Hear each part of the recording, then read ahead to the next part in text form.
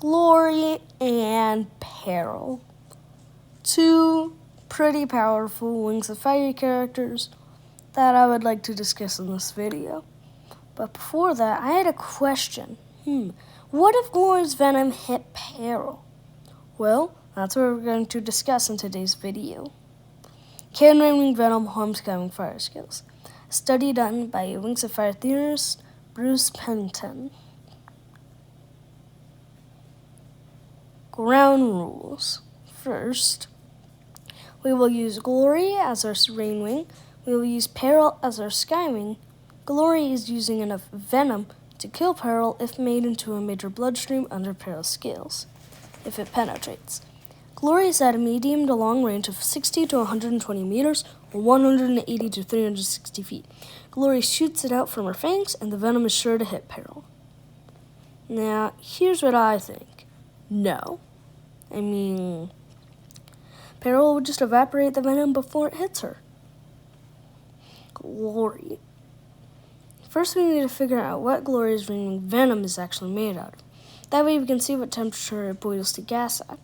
Now, venom, aka magical death spit, aka hydrochloric acid on some serious steroids. Just look at this horrific damage this stuff can do. Rainwing venom candidates. Hydrochloric acid, a dangerous acid and all that. Hydrofluoric acid, one of the most dangerous chemicals known to dragon and humankind alike. A specific version is known to be deadly as this. Destroys organic tissue, spreads across the target, and makes toxic fumes. Well, I think we know which one Glory uses. It'll also penetrate deeply and turn into gases. I feel like hydrofluoric acid is the right choice.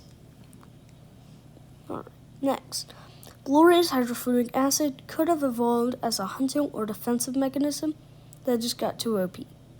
Hydrofluoric acid has a boiling point of 641 degrees Fahrenheit, but about 1 cup of it would take a couple seconds to fully turn to a gas. But a temperature to near instantly vaporize it would need to be at least 2 times that. Peril. Now we need to figure out how hot Peril's scales are so that we can see how long it takes the venom to evaporate or if the venom boils or not. Let me know how hot you think Peril's scales are in the comments. First, I'm doing rough estimates. Second, we see in Book 1 that Peril frees Kestrel from her prison cell by melting through some iron bars. I think 3 is enough for her to get out. Each bar, if it can be gripped by one large dragon, Kestrel, would have the diameter of 1 human head, around 24 inches if we're being nice to Glory. If there were 3, then that's 72 inches. Clay notes that this took a bit longer than when she cut through Sunny's cage. If she sliced through Sunny's cage in half a second, you'd be surprised how long 1 second is, then, being nice to Glory, it would take around 8 seconds to cut through all 3 bars. To cut through 3 solid 24-inch thick bars in 8 seconds would mean that, with some rough AI calculations, Peril's scales, talents are surrounded by scales, of course, would be 21,516 degrees Fahrenheit. 21,516 degrees Fahrenheit. This is a thermometer scale, sort of. Anyway, this is what would happen if Glory didn't hit Peril's eyes. Go. Doot, doot, doot.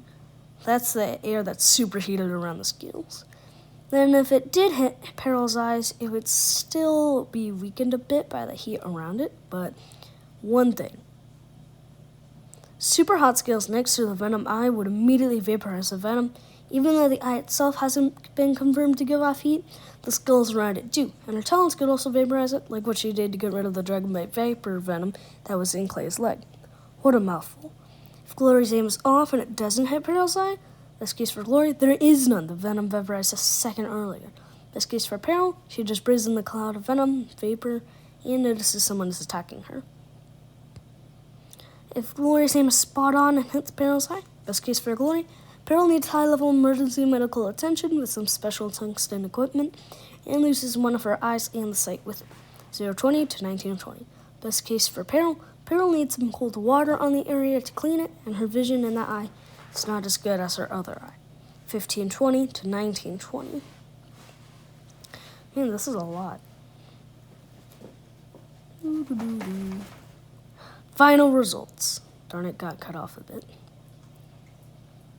And Peril is not fully immune to Gloria's rainwing venom if and only if it hits her in the eyes.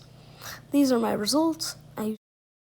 I had a bit of audio trouble, but now I'm just gonna roll a bunch of the credits and stuff. ChatGPT, iMovie, Mike Holmes, all that. But hey, that's just a theory. A Wings of Fire theory. And cut. Thanks for watching. Please subscribe to my YouTube channel. And yes, I did use Keynote for this video.